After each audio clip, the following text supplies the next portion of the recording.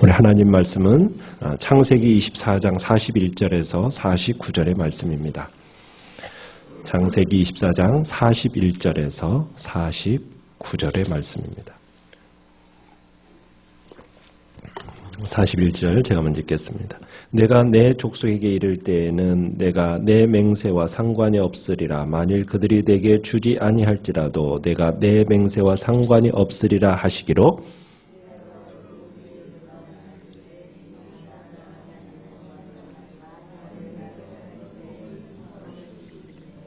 내가 이 우물 곁에 서 있다가 젊은 여자가 물을 기르러 오거든 내가 그에게 청하기를 너는 물동이의 물을 내게 조금 마시게 하라 하여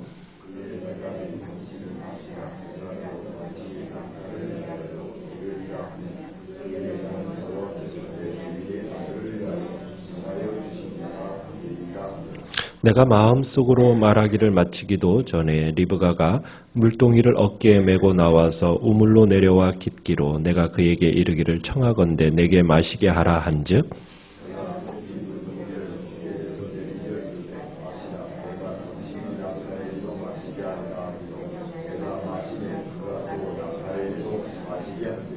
내가 그에게 묻기를 내가 네 딸이냐 한즉 이르되 밀가가 나홀에게서 낳은 부두엘의 딸이라 하기로 내가 코걸이를 그 코에 꿰고 손목걸이를 그 손에 끼우고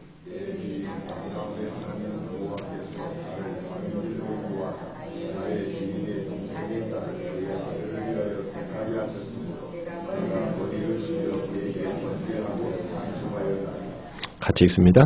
이제 당신들이 인자함과 진실함으로 내 주인을 대접하려거든 내게 알게 해주시고 그렇지 아니할지라도 내게 알게 해주셔서 내가 우로든지 좌로든지 행하게 하소서. 아멘. 아브라함의 종이 이제 라반을 비롯한 리브가의 가족들에게 자기가 여기까지 온 여정들 그것을 상세하게 설명하고 있는 것을 우리가 지금 보고 있습니다. 아브라함의 종은 그동안 하나님께서 어떻게 아브라함을 크게 하셨는가 그것을 이제 설명을 했습니다. 그리고 이 여정 가운데에서 하나님께서 철두철미하게 어떻게 역사하고 계셨고 여기까지 오게 하셨는가 역사하셨는가를 상세하게 설명합니다. 특별히 이 종이 이 혼사가 성사되어야 할 종교적인 이유를 이제 제공을 하는데 39절에 보면은 자기가 주인 아브라함에게 이렇게 물어봤다라는 거죠. 혹시 여자가 따라오지 않겠다고 하면 어떻게 해야 하겠습니까? 어떻게 해야 합니까? 하고 물었다는 거예요. 그랬더니 아브라함이 뭐라고 대답을 합니까? 40절에서 얘기하기를 아브라함은 그의 하나님 여호와께서 천사들을 앞에 보내셔서 모든 일을 준비해 놓으실 것이니까 그런 걱정은 하지 않아도 된다고 말했다는 거예요. 그래서 자기는 이 일에 대해서 확신을 갖도록 이 아브라함이 이런 확신을 주었다 이렇게 얘기를 합니다. 그래도 이제 종이 불안해할까 봐 41절 오늘 말씀에서는 혹시 그런 일이 생기면은 종 너에게는 아무 책임이 없을 것이다 이 말까지 덧붙입니다. 그리고서는 이제 42절에서 아브라함의 종이 드디어 자신이 이제 오랜 여정을 마치고 아브라함의 친척이 산다라는 이 나홀의 성에 도착한 이야기를 이제 합니다. 자기가 도착한 그날 바로 나홀 성의 우물가에 도착해서 리브가를 이제 만나는 그 모든 행적을 소상하게 밝히는데 이 아브라함의 종이 가나안 땅에서 이곳으로 오게 된 이유, 행적 이것으로만 밝히는 것으로 끝나지 않고 지금 리브가를 만나서 자신이 이 라반의 집으로 오게 직전까지 있었던 기도까지도 얘기하는 걸 보게 돼요. 그러니까 우물가에서 자기가 하나님께 기도를 드렸다라는 거예요. 이런 내용 하면서 구체적인 내용도 이야기하고 그런데 그 기도에 대한 응답으로 그 기도의 응답이 어떻게 성취되었는가 이것까지도 상세하게 이 라반의 가족들에게 리브가의 가족들에게 밝힙니다. 그래서 뭘 강조하기 위한 거냐면 지금 아브라함의 족이 단지 이삭의 배우자를 구하러 온 일, 그러니까 한 집안의 대를 잇기 위한 정도의 일이 아니라는 거예요. 뭘 얘기하고 싶은 거예요? 이 모든 일들이 하나님의 선하신 인도다. 하나님의 선하신 은총이다. 그리고 하나님의 그 언약하신 바를 성취하시기 위해서 이루어졌다. 성취하심이 이루어졌다라는 것을 고백하기 위해서 지금 이 이야기를 소상하게 지금 얘기하고 있는 겁니다. 그리고 이런 사실을 굳이 밝히는 목적은 이제 나반의 가족들에게 뭘 주기를 원하는 거예요. 그 심령에 감동을 주고 싶었던 거죠. 그래서 이 결혼을 성사시키기 위해서 이제 기도의 내용도 구체적으로 밝히고 그 기도가 이루어진 거. 그것을 이제 얘기하는 겁니다. 자, 그래서 아브라함의 종이 이 드린 기도에 하나님은 어떻게 응답하셨느냐? 그러니까 아브라함의 그 종이 자신의 기도가 끝나기도 전에, 그죠? 뭐라고 얘기하고 있습니까? 45절에 보면 내가 마음속으로 말하기를 마치기도 전에, 그러니까 그 기도가 끝나기도 전에 리브가가 우물에 나타났다는 거예요. 그러고는 자기가 기도한 대로 어떤 일이 일어나요? 기도한 대로 모두 행하는 그 놀라운 광경을 목격했다는 거죠. 그렇게 증언을 하는 거예요.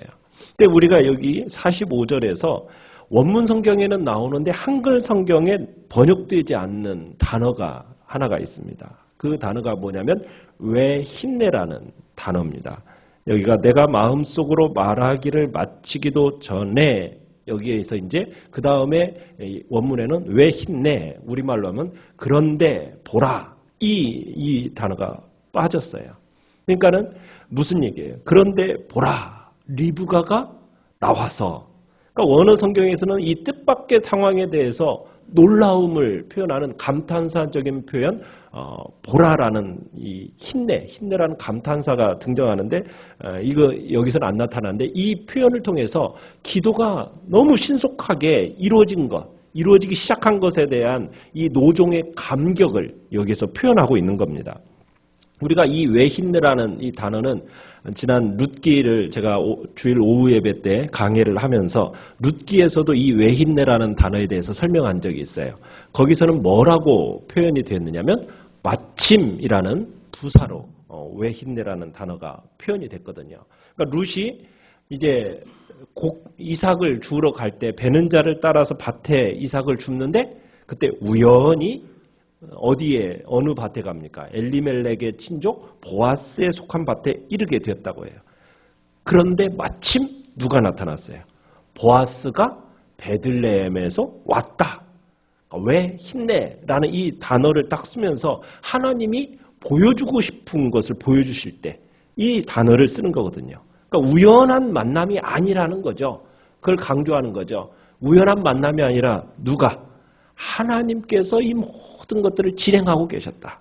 그러니까 하나님께서 룻을 모압 지방에서 베들레헴에 오게 하셨고, 그리고 이삭을 줍게 하셨는데 그 줍는 그 밭이 보아스의 친족 보아스의 밭으로 인도하셨고, 또 그때 마침 누구도 보아스도 똑같이 돌아오게 하셔서 만나게 하셨다. 이게 하나님께서 역사하셨다라는 거. 그러니까 하나님께서 룻도 거기다 갖다 놓고 또 누구도 유력한 자 보아스도 거기다가 갖다 놓고, 그리고 있는데 보라. 그러니까 기가 막힌 그 하나님의 인도하심을 감탄하면서 쓰여지는 이 외힌내를 이제 그 마침이라는 부사로 사용했듯이 오늘에서도 아브라함의 늙은 종이 기도를 마치기도 전에 보라. 그런데 보라. 하나님이 리브가가 물을 기르러 오도록 어떻게 하는 거야? 나오게 하셨다. 이것을 하는 거예요. 그러니까 참 우연한 일인데 이 우연이 아니라 뭐라는 거예요? 하나님의 인도하심이요, 하나님의 역사하심 가운데 있었다라는 걸 보여주는 겁니다. 그래서 이 리브가의 등장이 그저 우연한 등장이 아니라 무슨 등장이라는 거예요? 하나님의 인도하심이요, 기도 응답입니다. 라는 것을 이 외힌내라는 단어로 표현하고 있는 겁니다. 그리고 자신에게 이 일이 하나님께서 하신 일이라는 사실을 더 확신 있게 해주는 결정적인 증거가 또 한 가지 있다는 거예요. 그것을 이야기하는데 그게 뭐냐면은 47절에서 물었다는 거죠. 네가 누구냐? 라고 물었더니 누구라고 대답했다는 거예요. 아브라함의 친척이라고 대답을 한다는 거예요. 그러니까 더 놀란 거 아닙니까? 자기가 누구를 지금 찾으러 온 건데, 예? 지금 이삭의 여인 중에서 이런 여인이었으면 좋겠다라고 했는데 그것도 때마침 누구예요? 아브라함의 친척이에요. 그러니 내가 어떻게 할 수밖에 없겠느냐? 48절을 보시면은 맨 끝에 내가 머리를 숙여 그에게 경배하고 찬송하였나이다. 내가 너무 감격하고 내가 너무 놀란 나머지 그 자리에서 그의 주인 아브라함의 하나님께 내가 경배하고 감사를 드렸다. 이렇게 증언을 하고 있는 겁니다. 그러면서 이제 이 아브라함의 종이 하나님이 어떤 길로 자기를 인도하셨는가를 고백을 하느냐면 48절 앞부분에서 그렇게 얘기하죠. 내 주인 아브라함의 하나님 여호와께서 나를 어떤 길로? 바른 길로 인도하셨다. 그래서 아브라함의 동생의 딸, 그의 아들 이삭을 위해서 택하게 하셨음을 내가 보게 되었다. 지금 이렇게 이야기를 하는 겁니다. 생각했던 것보다도 빨리, 그리고 헤매지 않고 바르게. 그러니까 하나님이 이렇게 응답해 주시니까 아브라함의 종이 어떻게 반응을 한 거예요? 하나님 앞에 그렇게 경배하고 찬송을 한 거죠. 그러면서 이제 이 종이 요구를 합니다. 리브가의 이 집안 어른들한테 요구를 해요. 자신이 지금까지 온 일을 이렇게 생각해 볼 때, 총체적으로 지금 생각해 볼 때 이 일이 지금 누구에 의해서 진행됐다는 거예요. 하나님께서 하신 일이기에 지금 리브가는 분명히 하나님께서 정해주신 이삭의 짝이라는 거예요. 제가 자신은 지금 이렇게 확신하고 있다라는 거죠. 뿐만 아니라 이삭도 신랑감으로서 손색이 없다는 거죠. 부잣집 유일한 상속자, 독자, 이보다 더 좋은 혼사는 없다는 거죠. 이것을 좀 감안해 달라고. 그러면서 리브가 집안의 어른들에게 이 문제에 대해서 49절에 보면 최종적인 결정을 내려달라고 이제 얘기를 하는 겁니다. 그러면서 자신이 이제 해야 할 말 다 하고 그다음에 공을 누구한테 이제 돌리는 거예요. 리브가 집안한테 돌리는 거죠. 넘기는 거죠. 그러면서 리브가 집안 어른들이 이 종의 지금까지 한 일을 다 믿는다면은 이 혼사를 거부할 이유가 있습니까? 없습니까? 없죠. 왜요? 만약 거부하는 거라면 하나님의 섭리를 거역하는 일이 되는 거잖아요. 그러니까 종은 이 이야기를 통해서 리브가 집안 사람들이 빠져나가지 못할 지금 이야기로 딱 모든 길을 다 차단해 놓은 겁니다. 근데 아브라함의 종은 결혼을 뜻하는 우를 택하든지 결혼 거부를 뜻하는 좌를 택하든지 빨리 속히 지금 그 결정을 내려서 나로 하여금 거취를 정하게 해달라고 지금 그것을 요구하는 겁니다. 그래서 아브라함의 종이 지금 신부감의 가족에게 지금 리브가를 이삭의 아내로 허락해달라 이렇게 하고서는 매달리지는 않습니다. 간청하지는 않아요. 단지 뭘 얘기하는 거예요?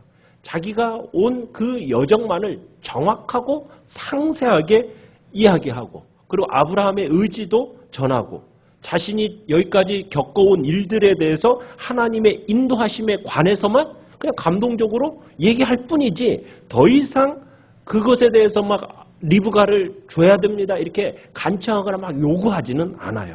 그리고서는 그 결과는 누구에게 맡기는 거예요? 하나님께 맡기는 거예요. 그것을 보여주는 표현이 49절에서 그 표현이 있어요. 그렇지 아니할지라도. 이 그렇지 아니할지라도라는 이 표현을 통해서 이 아브라함의 종이 신실하게 자기에게 맡겨진 일은 다 하고 나서 최선을 다한 뒤에 그 결과는 누구에게 맡기겠다는 거예요. 하나님께 맡기겠다라는 이 의지적인 표현이 그렇지 아니할지라도라는 표현에 잘 드러나고 있는 겁니다. 그래서 종이 단도직입적으로 이제 요청할 수 있는 것은 지금 이삭과 리브가의 결혼이 인간의 노력에 의해서 결정된 것이 아니라는 거죠. 누구에 의해서? 전능하신 하나님의 계획에 따라서 이루어질 수밖에 없습니다. 이 사실을 지금 자꾸 부각시키면서 이야기하고 있는 겁니다. 이제 아브라함의 종은 이 모든 여행의 이제 처음부터 마지막까지 하나님께서 인도하셨고 하나님께서 섭리하시는 가운데 이렇게 순적하게 리브가를 만나게 되었으니 이제 당신들이 이것을 결정해 주십시오. 참 우리는 여기서 참 이 고백 속에서 인간의 개인사에 하나님이 깊숙하게 개입하고 계시고 그 모든 것을 조성해 가시는 인간 역사의 참 주인은 하나님이시다라는 사실을 우리가 느끼게 되는 거예요. 참 인간 역사의 참 주인이 누구이시라고요? 하나님이십니다. 우리는 이 사실을 믿어야 돼요. 우리의 삶에 일일이 인간사 일일이 하나님은 간섭하고 계십니다. 그러면서 당신의 뜻대로 하나님께서는 이끌어가고 계시는 거예요. 그분이 바로 만유의 주제가 되시는 거예요. 우리 인간에게 있어서 사소하게 보이는 삶이잖아요. 그것마저도 하나님은 깊은 관심을 가지고 계세요. 그래서 특별히 당신을 신뢰하는 자들을 바른 길로 하나님은 인도하십니다. 여러분, 우리는 이것을 믿는 겁니다. 그러기에 모든 일에 있어서 우리는 하나님의 주권을 인정하는 거예요. 그리고 그 일에 섭리의 손길을 바라보는 것, 이것이 우리가 살아야 할 삶의 방식입니다. 그리고 그분의 섭리에 순종하고 그 섭리를 통해서 분명하게 드러난 하나님의 뜻이 있다면 그 뜻에 순종하는 것, 이것이 우리가 살아갈 삶의 방식인 거죠. 그래서 우리는 겸손히 하나님 앞에 기도하고요, 기도하며 순종할 때 한순간도 우리의 삶은 허비되는 게 없습니다. 한순간도 우리로 하여금 헤매지 않게 하시는 분이 하나님이십니다. 하나님이 이끄시고자 하는 그곳에 분명히 우리는 도달하게 될 거예요. 그래서 우리는 하나님 앞에 우리의 해야 할 일은 최선을 다해 하는 겁니다. 그리고 하나님 앞 뜻에 합당한 기도를 올려드려요. 그리고 나머지는 어떻게 하는 겁니까? 하나님께 내어 맡기는 거예요. 하나님은 우리의 기도를요, 속히 들어 응답하세요. 마음속에 말을 마치기도 전에 응답하시는 하나님. 이사야 65장 24절에 이런 말씀이 있어요. 그들이 부르기 전에 내가 응답하겠고 그들이 말을 마치기 전에 내가 들을 것이며, 하나님은 그렇게 약속하고 계십니다. 이렇게 약속하고 계시는 그 하나님이 그 말씀대로 응답하시는 거예요. 우리 이 사실을 믿는 겁니다. 그리고 또 우리는 하나님의 타이밍을 믿어야 돼요. 타이밍. 하나님의 때. 그죠? 하나님의 타이밍은 정확합니다. 정확해요. 정말 오묘하고 기가 막힙니다. 하나님은요, 늦지 않아요. 빠르지도 않습니다. 정말 가장 정확한 때를 아시는 분이 하나님이세요. 그래서 그때에 정확하게 응답하세요. 우리는 이 사실을 믿어야 돼요. 우리 인간적으로 생각할 때는 어때요? 느리게, 답답하게. 그래서 우리의 마음 막 조급하잖아요. 그런데 우리는 조급할 필요가 없어요. 하나님의 때를 믿는 거예요. 하나님의 타이밍. 그 타이밍을 믿기에 여러분 걱정하지 마십시오. 그리고 그 타이밍을 믿으시길 바라요. 하나님은 우리의 인생을 처음부터 끝까지 정확하게 완전하게 아시는 분이기 때문이에요. 하나님은 우리의 인생을 그렇게 아시는 분이기 때문에 그분의 타이밍을 믿고 그분을 신뢰하면서 그분께 기도하고 우리의 해야 할 일 최선을 다해서 감당하고 나머지는 어떻게 하는 겁니까? 하나님 앞에 내어 맡기는 겁니다. 이게 우리가 살아가는 삶의 방식이에요. 마음의 평안을 가지십시오. 주님이 주시는 위로 가운데 살아가십시오. 하나님은 어떤 분이십니까? 우리가 구하거나 생각하는 모든 것에 넘치도록 능히 하시는 분이 하나님이십니다. 그 하나님을 믿으시고 하나님께 기도하시고 그 기도를 기다림으로 주님이 주시는 위로를 오늘 한 날 풍성하게 누리시며 살아가시기를 간절히 축원합니다. 오늘도 말씀을 생각하시며 우리의 생각보다 더욱 넘치도록 그 타이밍이 정확하게 응답하시는 그 하나님 앞에 오늘도 기도로 나아가심으로 주님의 놀라운 응답의 역사를 또 여러분들 경험하시기를 간절히 축원합니다. 오늘 말씀을 생각하면서 특별히 이제 이 나라 이 민족 또 이제 9.11에 뭐 탄핵하는 그런 또 일들이 또 일어나게 되는데 이 일이 어떻게 진행되고 이 민족이 어디로 갈지 지금 방향을 알지 못한 채 다들 답답해하고 불안해하고 있습니다. 하나님의 긍휼이 이 땅 가운데 임할 수 있게 달라고 위해서 특별히 이 나라 이 민족을 위해서 간절히 기도해 주시길 바라고요. 우리 교회 이제 연말로서 이제 내년을 계획하고 있습니다. 이제 결산하고 내년을 계획하고 예산도 세웠고 이제 이번 주 재직회 공동의회 계속해서 이루어져 갈 터인데 하나님께서 주의 교회를 또 선하게 이끌어 달라고 위해서